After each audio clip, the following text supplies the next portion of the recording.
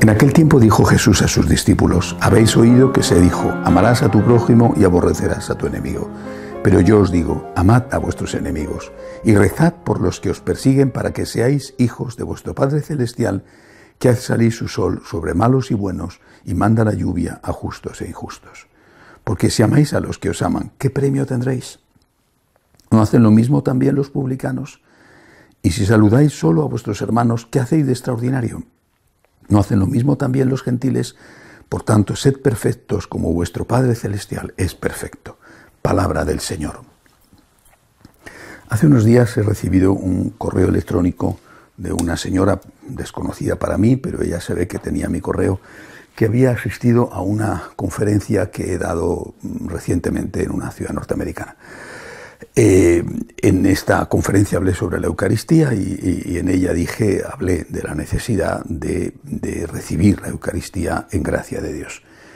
Pero también dije que las puertas de la Iglesia están abiertas siempre a todo el mundo y que a nadie, sea cual sea su condición de gracia o de pecado, se le prohíbe entrar en la Iglesia, ir a misa, ir a hacer adoración del Santísimo, hacer una visita a la Iglesia.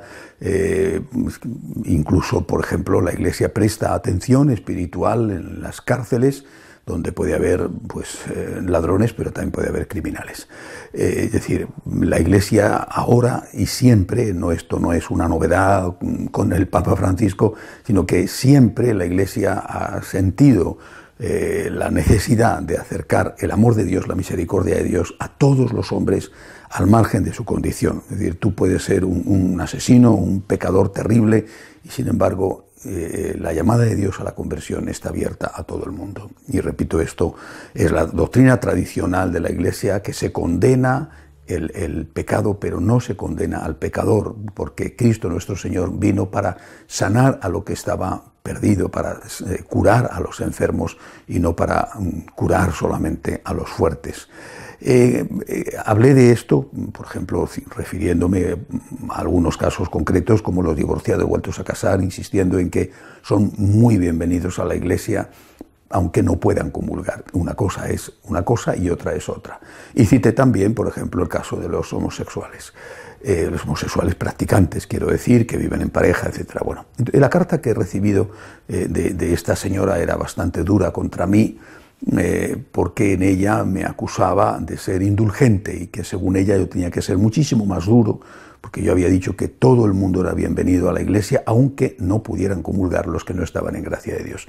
Que yo era demasiado indulgente y que tenía que haber sido mucho más duro, diciendo que la Iglesia no podía aceptar a los pecadores y que esa indulgencia era contraria a Jesucristo. Bueno, evidentemente no la contesté, porque no era ni siquiera el caso de entrar en una discusión con una persona que se ponía así de agresiva y de dura. Bueno, pero esta actitud yo creo que es minoritaria dentro de los católicos, afortunadamente muy minoritaria, pero existe. Por desgracia existe. Es decir, aquellos que no son conscientes de su propio pecado y que miran a los demás como si ellos fueran perfectos. Aquellos que consideran que son superiores a los otros y que por lo tanto no tienen nada de lo que pedir perdón, porque ellos son perfectos, y que los demás, como no son perfectos, pues tienen que ser echados al fuego del infierno aún en vida. Este tipo de católico duro de corazón existe.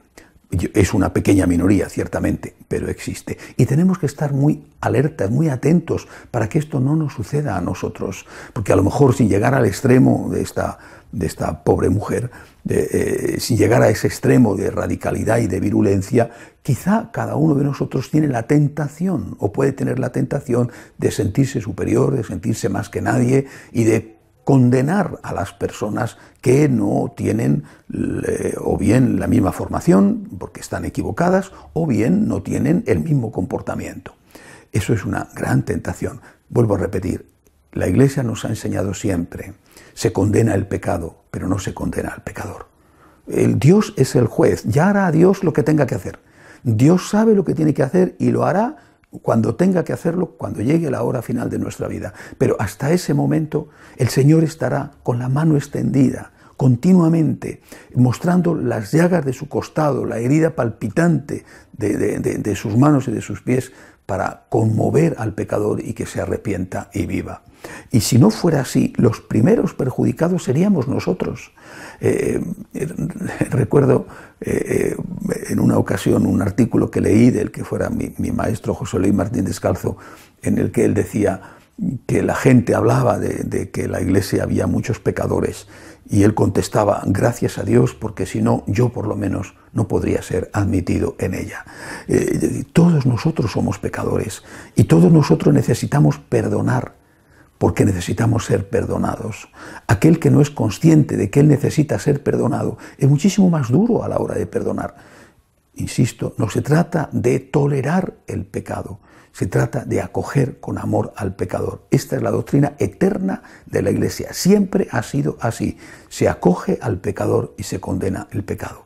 Cualquier otra cosa es indigno e impropio del Dios de la misericordia. Por eso el Señor nos dice: sed perfectos como vuestro Padre Celestial es perfecto. Y lo dice con respecto al perdón. Perdonad y seréis perdonados. Necesitáis ser perdonados. Date cuenta, todos tenemos que darnos cuenta de que necesitamos ser perdonados. Por lo tanto, tenemos que ser capaces de perdonar, aunque eso no signifique en absoluto ser tolerantes con el pecado. Que Dios nos ayude.